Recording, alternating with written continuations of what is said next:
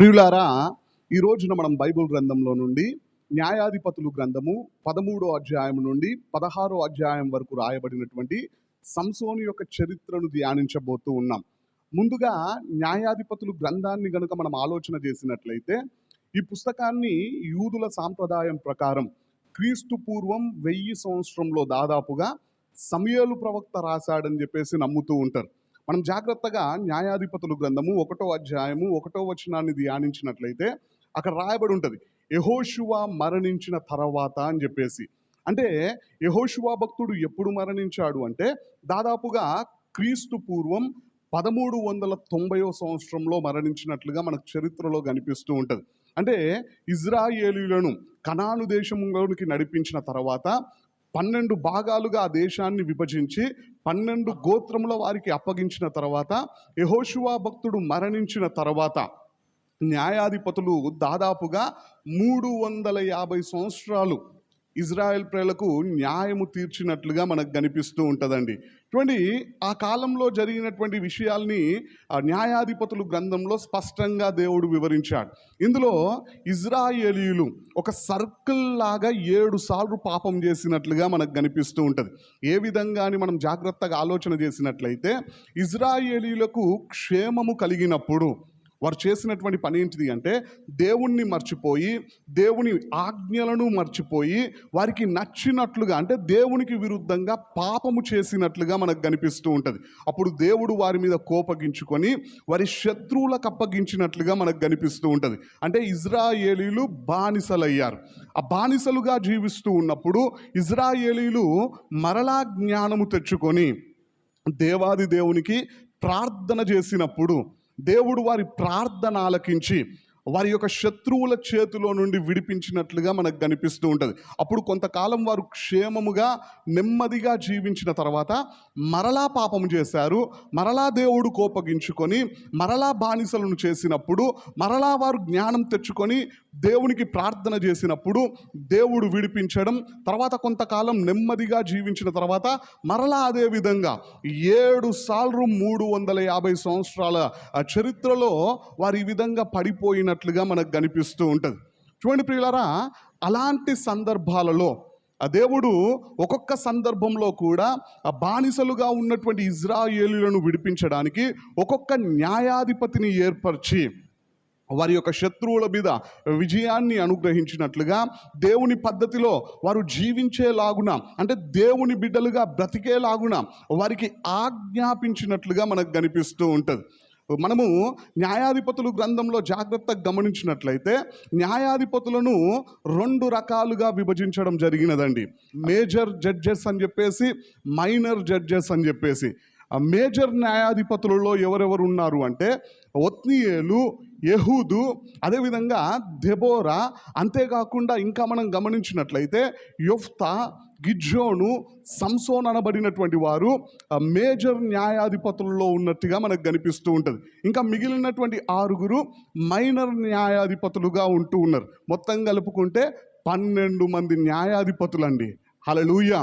మనం జాగ్రత్తగా గమనించినట్లయితే ఇజ్రాయేలీయుల గోత్రకర్తలు 12 మంది.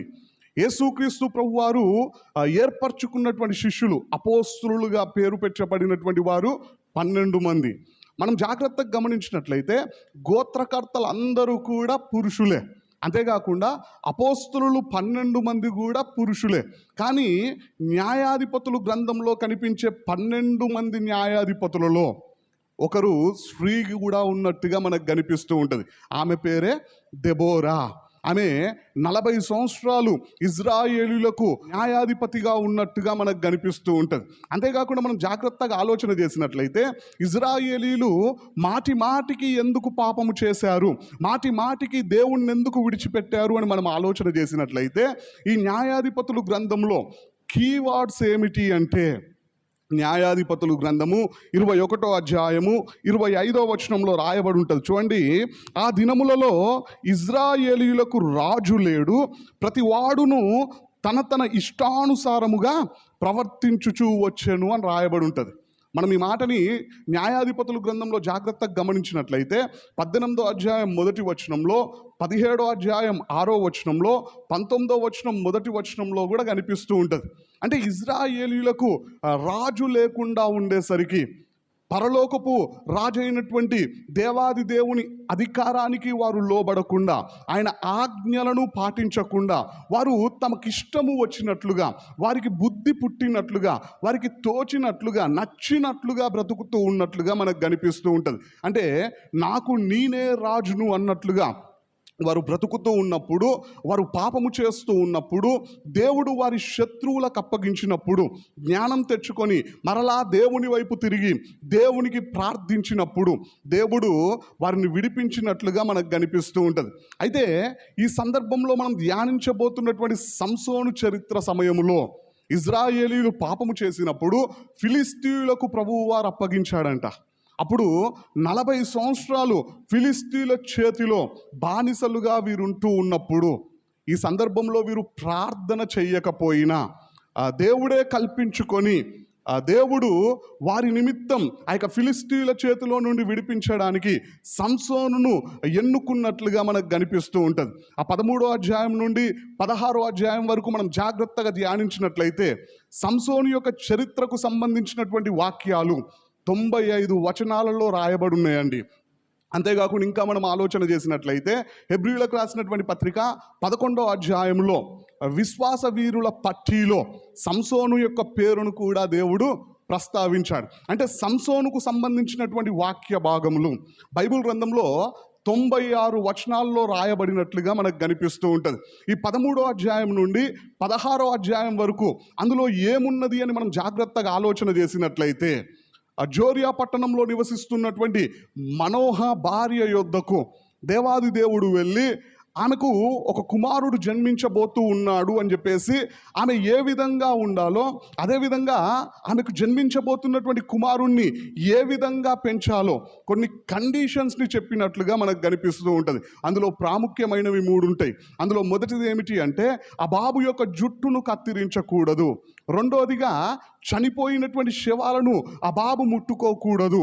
మూడోదిగా మద్యానికి సంబంధించింది, అంటే ద్రాక్ష చెట్లకు సంబంధించిన దేన్ని కూడా ఆయన త్రాగకూడదు అని చెప్పేసి కొన్ని కండిషన్స్ని చెప్పినట్లుగా మనకు కనిపిస్తూ ఉంటుంది. ఆ బాబు పుట్టినది మొదలుకొని నాజీరు చేయబడిన వాడై పెరగాలి అని చెప్పేసి ఆ యొక్క సంసోను ద్వారా ఇజ్రాయేలీయులను ఫిలిష్తీయుల చేతిలో నుండి విడిపించబోతున్నాను అని చెప్పేసి దేవాది దేవుడు తెలియపరిచినప్పుడు, మనోహ వెళ్ళి తన భర్తతో ఆ యొక్క విషయాలన్నింటినీ తెలియపరిచినప్పుడు మనోహ గారికి అర్థం కాలేదంట. అప్పుడు వారిద్దరూ కలిసి ప్రార్థన చేసినప్పుడు దేవుడు మరలా వారికి ప్రత్యక్షమై వారికి అన్ని విషయాలను బోధించిన తర్వాత ఈ యొక్క మనోహ అడిగాడంట, అయ్యా మీ పేరేంటిదో చెప్పండి, నేను కృతజ్ఞతాస్తుతులు చెల్లిస్తా, మీకు కృతజ్ఞుడనై ఉంటాను అని చెప్పినప్పుడు ఆయన మాట్లాడినటువంటి మాట ఏమిటి అంటే, నా పేరుతో మీకేమి, మీరు దేవునికి బలి అర్పించండి అంటే, వారు బలి అర్పించినప్పుడు ఆ బలిని స్వీకరిస్తూ ప్రభువు వారు వెళ్ళిపోయేసరికి ఆ మనోహ మాట్లాడినటువంటి మాటలు మనకు కనిపిస్తూ ఉంటాయి. ఆ దేవుణ్ణి మనం చూసాం కాబట్టి మనం మరణించబోతూ ఉన్నామని చెప్పినప్పుడు మనోహ యొక్క భార్య మాట్లాడుతూ ఉంటుంది, దేవుడు మనం అర్పించినటువంటి బలిని స్వీకరించాడు కాబట్టి, దేవుడు చేయబోతున్నటువంటి కార్యాలను మనకు వివరించాడు కాబట్టి మనం మరణించము అని చెప్పేసి ఆయనను ధైర్యపరిచినట్లుగా మనకు కనిపిస్తూ ఉంటుంది. కొంతకాలానికి వారిద్దరికి ఒక బాబు పుట్టినప్పుడు ఆ బాబుకు సంసోను అని పేరు పెట్టినట్లుగా మనకు కనిపిస్తూ ఉంటుంది. ఆ బాలుడు ఎదిగి యవనస్తుడైనప్పుడు దేవుని ఆత్మ అతన్ని ప్రేరేపించడం ప్రారంభించినట్లుగా 13వ అధ్యాయం చివరిలో మనకు కనిపిస్తూ ఉంటుంది. అంటే 13వ అధ్యాయాన్ని మనం జ్ఞాపకం ఉంచుకోవాలంటే 2 మాటల్ని మనం జ్ఞాపకం ఉంచుకుంటే సరిపోతుంది. ఆ సంసోను యొక్క పుట్టుక గొప్ప వాగ్దానాలతో ఆరంభమైనట్లుగా మనకు కనిపిస్తూ ఉంటుంది. ఆ 13వ అధ్యాయం చివరిలో దేవుని యొక్క అభిషేకంతో ముగించినట్లుగా మనకు కనిపిస్తూ ఉంటుంది. అంటే ఆరంభం, అభిషేకం. 14వ అధ్యాయంలో మనం జాగ్రత్తగా గమనించినట్లయితే ఆ యొక్క సంసోను భక్తుడు తిమ్నాతు అనబడినటువంటి ప్రాంతానికి వెళ్ళి ఫిలిష్తీయుల యొక్క కుమార్తెలలో ఒక ఆమెను చూసి నేను ఆమెనే వివాహం చేసుకుంటాను అని చెప్పేసి పట్టుపట్టినట్లుగా మనకు కనిపిస్తూ ఉంటుంది. తన తల్లిదండ్రులు ఒప్పుకోకపోయినా, మన వాళ్ళలో ఎవరినైనా చేసుకో అని చెప్పినా అతడు ఒప్పుకొనకుండా నేను ఆమెనే వివాహం చేసుకుంటాను అని చెప్పేసి పట్టుబట్టి కూర్చున్నప్పుడు, చేసేదేమీ లేక ఆ సంసోన్తో పాటు తిమ్నాతు ప్రాంతానికి బయలుదేరి వెళ్తూ ఉన్నప్పుడు, తిమ్నాతు ద్రాక్ష తోటల దగ్గరికి వచ్చినప్పుడు, సంసోన్ భక్తుడు ద్రాక్ష తోటల వైపు వెళ్ళినప్పుడు దేవుడు అక్కడికి ఒక సింహాన్ని పంపిస్తే ఏమాత్రం ఆలోచన చేయకుండా ఆ సింహమును రెండుగా చీల్చివేసినట్లుగా మనకు కనిపిస్తూ ఉంటుంది. ఆ విషయాలన్నీ కూడా తన తల్లిదండ్రులకు చెప్పకుండా ఉన్నట్లుగా కూడా మనకు కనిపిస్తూ ఉంటుంది. అక్కడి నుండి తిమ్నాతుకు వెళ్ళి స్త్రీని చూసి ఎంతో సంతోషించినట్లుగా, నేను కోరుకున్నటువంటి అమ్మాయి ఎంత అందంగా ఉన్నదో చూడండి అని చెప్పేసి చెప్పినట్లుగా మనకు కనిపిస్తూ ఉంటుంది. మరి కొంతకాలమైన తర్వాత తిమ్నాతు ప్రాంతానికి వెళ్తూ ఉన్నప్పుడు తాను చంపినటువంటి సింహపు కళేబరమును చూడ్డానికి వెళ్ళినప్పుడు అందులో తేనె కనిపించినప్పుడు ఏమాత్రం ఆలోచించకుండా కొంచెం తిని దాన్ని తీసుకొని వెళ్ళినట్టుగా మనకు కనిపిస్తూ ఉంటుంది. అక్కడికి వెళ్ళిన తర్వాత ఫిలిస్తీయుల ఆచారము ప్రకారము విందు చేస్తూ ఉన్నప్పుడు విందులో సంసోను భక్తుడు కూడా పాల్గొని అక్కడ విప్పుడు కథను వారిని ప్రశ్నించినట్లుగా మనకు కనిపిస్తూ ఉంటుంది. అప్పుడు వారు ఓడిపోతాము అని తెలుసుకున్నప్పుడు చేసేదేమీ లేక సంసోను యొక్క భార్య దగ్గరికి వెళ్ళి విప్పుడు కథ భావాన్ని చెప్పాలా లేకపోతే నిన్ను చంపేస్తామని చెప్పినప్పుడు సంసోను భార్య సంసోనుకు ఆ విషయం తెలియపరచకుండా ప్రతిరోజు ఏడుస్తూ దాని యొక్క భావాన్ని చెప్పమని బ్రతిమిలాడుతూ ఉన్నప్పుడు 7వ రోజున చెప్పినప్పుడు విప్పుడు కథ భావాన్ని వారు వచ్చేసి సంసోనుకు చెప్పగానే అతడు కోపముతో అక్కడి నుండి వెళ్ళి 30 మందిని చంపి వారి దుస్తులు, వారి యొక్క వస్తువులు తీసుకొని వచ్చి వీరికి ఇచ్చేసి అక్కడి నుండి ఆవేశంతో, కోపంతో వెళ్ళిపోయినట్టుగా మనకు కనిపిస్తూ ఉంటుంది. చూడండి ప్రియులారా, 14వ అధ్యాయాన్ని మనం జ్ఞాపకం ఉంచుకోవడానికి 2 మాటలు ఏమిటి అంటే అవిధేయత, అవమానం. దేవుని మాటలకు లోబడకుండా ఉన్నప్పుడు సంసోను భక్తునికి ఏం కలిగింది అంటే అవమానం కలిగినది. అక్కడ నుండి వెళ్ళిపోయిన తర్వాత 15వ అధ్యాయంలో మనం జాగ్రత్తగా గమనించినట్లయితే కొంతకాలమైన తర్వాత ఓ మేకను తీసుకొని వచ్చాడంట తన భార్య వద్దకు. మరలా వచ్చినప్పుడు అప్పటికే తన మామ సంసోను భక్తుడు మరలా రాడనుకొని అతని స్నేహితుడికే తన కుమార్తెనిచ్చి వివాహం చేయడం తెలుసుకున్నప్పుడు అతడు కోపగించుకొని 300 నక్కలను పట్టుకొని 2 నక్కలుగా విడదీసి దాని తోకలను మరి దివిటీలు కట్టి ముట్టించి పొలములలోనికి, ఒలివ తోటలలోనికి పంపించినప్పుడు వారి పొలాలన్నీ కూడా పాడవడంతో ఎవరు చేశారు అని చెప్పేసి వారు అడిగినప్పుడు సంసోను చేశాడు అని చెప్పేసి జవాబు వచ్చినట్లుగా మనకు కనిపిస్తూ ఉంటుంది. ఎందుకు చేశాడు అంటే అతని భార్యని అతని మామే తన స్నేహితునికి వివాహం చేయడం ద్వారా కోపంతో ఈ పని చేశాడు అని చెప్పినప్పుడు తన మామను తన భార్యను ఇద్దరిని కూడా ఫిలిస్తీయులు కాల్చి చంపినట్లుగా మనకు కనిపిస్తూ ఉంటుంది. తన భార్యను చంపారు అని తెలుసుకున్నప్పుడు సంసోను భక్తుడు కోపంతో ఓ గుహలోనికి వెళ్ళి ఎవరు కనిపిస్తే వారిని చంపుదామని చెప్పేసి చూస్తూ ఉన్నప్పుడు అక్కడ దాదాపుగా 1000 మంది ఫిలిస్తీయులు కనిపిస్తే వారందరినీ కూడా గాడిద దౌడ ఎముకతో చంపినట్లుగా మనకు కనిపిస్తూ ఉంటుంది. వారిని చంపి అక్కడ నుండి వెళ్ళిపోదాం అనుకునేసరికి సంసోను భక్తునికి దాహమైందంట. అప్పుడు ఆయన చేసినటువంటి పని ఏంటిది అంటే దేవునికి ప్రార్థన చేశాడు. దేవా, ఇంత గొప్ప కార్యాన్ని జరిగించిన తర్వాత దాహంతో నేను మరణించన్నా, ఈ ఫిలిస్తీయులకు బానిసను కావన్నా, నా యొక్క దాహాన్ని తీర్చు ప్రభువా అని ప్రార్థన చేసినప్పుడు ఆ దేవుడు అతనికి నీళ్లను అందించినట్లుగా, ఒక బండలో నుండి నీళ్ళు వచ్చినప్పుడు ఆ నీళ్లు త్రాగినట్లుగా మనకు కనిపిస్తూ ఉంటుంది. ఆ 15వ అధ్యాయం చివరిలో మనం జాగ్రత్తగా ధ్యానించినట్లయితే 20 సంవత్సరాల వరకు ఇజ్రాయేలీలకు సంసోను భక్తుడు న్యాయాధిపతిగా ఉన్నాడంట. దేవుని నామానికి స్తోత్రం, హల్లెలూయా. ఈ 15వ అధ్యాయాన్ని మనం జ్ఞాపకం ఉంచుకోవడానికి నేను చెప్పేటువంటి 2 పదాలు ఏమిటి అంటే అపనమ్మకం, ఆవేశం. చివరిగా 16వ అధ్యాయాన్ని మనం జాగ్రత్తగా ధ్యానించినట్లయితే 15వ అధ్యాయం చివరిలో ఇజ్రాయేలీలకు 20 సంవత్సరాలు న్యాయాధిపతిగా ఉన్నటువంటి వ్యక్తి, దేవునిలో ఉన్నతమైనటువంటి స్థానంలో ఎదిగినటువంటి వ్యక్తి 16వ అధ్యాయం ప్రారంభంలోనే అడుగునకు పడిపోయినట్లుగా మనకు కనిపిస్తూ ఉంటుంది. ఆయన చేసినటువంటి పని ఏంటిది అంటే ఓ వేశ్యతో గడుపుతూ ఉన్నట్లుగా మనకు కనిపిస్తూ ఉంటుంది. ఓ వ్యభిచారి దగ్గరికి వెళ్ళినట్టుగా మనకు కనిపిస్తూ ఉంటుంది. ఆ విషయం ఫిలిస్తీయులకు తెలిసినప్పుడు ఫిలిస్తీయులందరూ ఆ యొక్క గ్రామాన్ని చుట్టుముట్టినారంట. అతడు ఆ గ్రామంలో నుండి వెళ్తూ ఉన్నప్పుడు అతన్ని చంపేద్దామని చెప్పేసి చుట్టుముట్టినప్పుడు అర్ధరాత్రి వేళ అంటే అర్ధరాత్రి వరకు ఆ వేశ్యతో గడిపి అర్ధరాత్రి వేళ వెళ్ళిపోవడానికి వచ్చినప్పుడు ఆ యొక్క గ్రామానికి ఉన్నటువంటి ముఖద్వారాన్ని పట్టుకొని వెళ్ళిపోయిందంట. దాని బరువు ఎంత ఉంటుంది అంటే దాదాపుగా 450 కిలోలు ఉంటుంది. అంత బరువు అయినటువంటి ఆ యొక్క ముఖద్వారాన్ని పట్టుకొని 6 కిలోమీటర్లు తీసుకొని వెళ్ళి హెబ్రోన్ ప్రాంతంలో ఒక కొండ మీద నుండి క్రిందికి పడేశాడంట.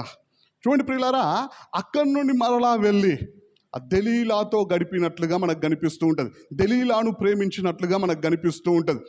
ఆమెతో ఉంటూ ఉన్నాడని చెప్పేసి ఫిలిష్తీయుల సర్దారులు తెలుసుకున్నప్పుడు ఏ విధంగానైనా అధికారాన్ని పొందుకోవాలి, ఏ విధంగానైనా సంసోనును బలహీనుణ్ణి చెయ్యాలి అని ప్రయత్నం చేస్తూ ఉన్నారు. కాబట్టి ఆయన వీక్నెస్ అయినటువంటి దెలీలాను వారు ఉపయోగించుకున్నట్లుగా మనకు కనిపిస్తూ ఉంటుంది. దెలీలాకు ఉన్నటువంటి వీక్నెస్ ఏంటిది అంటే ఆమెకి డబ్బంటే అమితమైనటువంటి ప్రేమ. ఆమెకు ఉన్నటువంటి ఆ బలహీనతను ఉపయోగించుకొని ఆ సంసోనును నువ్వు బలహీనుణ్ణి చేసి మాకు అప్పగించినట్లయితే నీకు ఇంత ధనాన్ని ఇస్తామని చెప్పినప్పుడు ఆమె కూడా ఒప్పుకున్నదంట. ప్రతిరోజు విసిగిస్తూ ఉన్నదంట, ప్రతిరోజు ప్రశ్నిస్తూ ఉన్నదంట. నీ యొక్క బలం ఎందులో ఉన్నదో చెప్పు అని అడిగినప్పుడు సంసోను భక్తుడు 3 సార్లు అబద్ధాలు ఆడినాడు. ఆ 3 సార్లు అబద్ధం ఆడడంతో దెలీలా ఆయనను దూరం పెడుతూ ఆయనను బాధిస్తూ ప్రతిరోజు వేధిస్తూ ఉన్నప్పుడు జ్ఞానం తెచ్చుకొని అక్కడి నుండి వెళ్ళిపోకుండా నన్ను బలహీనుని చెయ్యాలని ఈమె ప్రయత్నం చేస్తున్నది అని ఆలోచించకుండా బుద్ధిహీనుడిగా అక్కడే ఉండి ప్రాణము విసిగి చచ్చిపోవాలనుకున్నాడంట. ఆమెను విడిచిపెట్టి మాత్రం వెళ్ళిపోవాలనుకోలేదంట. చిట్ట చివరికి తనకు దేవునికి ఉన్నటువంటి సంబంధాన్ని తెలియపరిచినప్పుడు ఆమె తోడ మీద ఆయనను నిద్రబుచ్చి ఒక వ్యక్తిని పిలిపించి ఆయన తల క్షౌరము చేయించినట్లుగా మనకు కనిపిస్తూ ఉంటుంది. అది ఏమాత్రం తెలియకుండా, అంటే స్పృహ అనేది లేకుండా, సోయి అనేది లేకుండా నిద్రించినట్లుగా సంసోను యొక్క జీవితం మనకు కనిపిస్తూ ఉంటుంది. అప్పుడు ఫిలిష్తీయులు వస్తూ ఉన్నారు అన్నప్పుడు దేవునికి అతనికి ఇంకా సంబంధం ఉన్నది అన్నట్లుగానే దేవుడు అతన్ని విడిచిపెట్టాడు అని గుర్తించకుండా, అతడు బలాన్ని కోల్పోయాడు అని గ్రహించకుండా ముందులాగానే తన బలాన్ని చూపించే ప్రయత్నం చేసినప్పుడు దేవుడు అతన్ని విడిచిపెట్టాడు. కాబట్టి ఏమాత్రం బల ప్రయోగం చేయలేకపోయాడు. అప్పుడు ఫిలిష్తీయులు ఆయనను బంధించి ఆయన కన్నులను ఊడదీశారంట. అంటే ప్రాణాలతో ఉండగానే అతని కన్నులను తీసివేసినట్లుగా మనకు కనిపిస్తూ ఉంటుంది. గ్రుడ్డివాణిగా చేశారంట. చిట్ట చివరికి ఆయనను అవమానిస్తూ, ఆయన్ను హేళన చేస్తూ, ఆయన్ని ఇబ్బంది పెడుతూ తిరగలి విసురు వాడయిండంటండి. అంటే బానిసలు చేసేటువంటి పనులు, కూలి వాళ్ళు చేసేటువంటి పనులన్నీ సంసోనుతో చేయించుకున్నట్లుగా మనకు కనిపిస్తూ ఉంటుంది. చిట్ట చివరికి దాగోను గుడిలో అతన్ని ఆ దేవతకు బలిగా అర్పించే ప్రయత్నం చేసినప్పుడు సంసోను భక్తుడు మరలా జ్ఞానం తెచ్చుకొని దేవుని వైపు తిరిగి దేవునికి ప్రార్థించడం ప్రారంభిస్తూ ఉన్నాడు ఆ సమయంలోనే. కాబట్టి దేవుణ్ణి అడుగుతూ ఉన్నాడు, దేవా చివరిగా ఒక్క అవకాశం ఇవ్వవా అని చెప్పేసి ప్రభువుని బ్రతిమిలాడినప్పుడు దేవుడు ఆయన ప్రార్థనను అంగీకరించి ఆయనకు ఒక అవకాశం ఇచ్చినప్పుడు ఆ సమయంలోనే 3000 మంది ఫిలిష్తీయులను చంపి ఆ సంసోను భక్తుడు కూడా మరణించినట్లుగా మనకు కనిపిస్తూ ఉంటుంది. ఈ 16వ అధ్యాయం మనం జ్ఞాపకం ఉంచుకోవడానికి 2 పదాలు జ్ఞాపకం ఉంటే సరిపోతాయండి. ఏమిటి ఆ పదాలు అంటే అంధకారం, అంతం. అంధకారంతో అంతమైపోయినది సంసోను జీవితం. ప్రారంభం ఏ విధంగా అయినది అంటే గొప్ప వాగ్దానాలతో ఆరంభమైనటువంటి సంసోను జీవితం అంధకారంతో అంతమైనట్లుగా మనకు బైబిల్ గ్రంథంలో కనిపిస్తూ ఉంటుంది. ఎందుకు అంతగా దిగజారిపోయినాడు, ఎందుకు సంసోను అంతగా పతనమయ్యాడు అంటే ఆయన చేసినటువంటి పాపములే. ఈ రోజున ఆయన చేసినటువంటి ఆ పొరపాట్లనే మనం ధ్యానించబోతూ ఉన్నాం.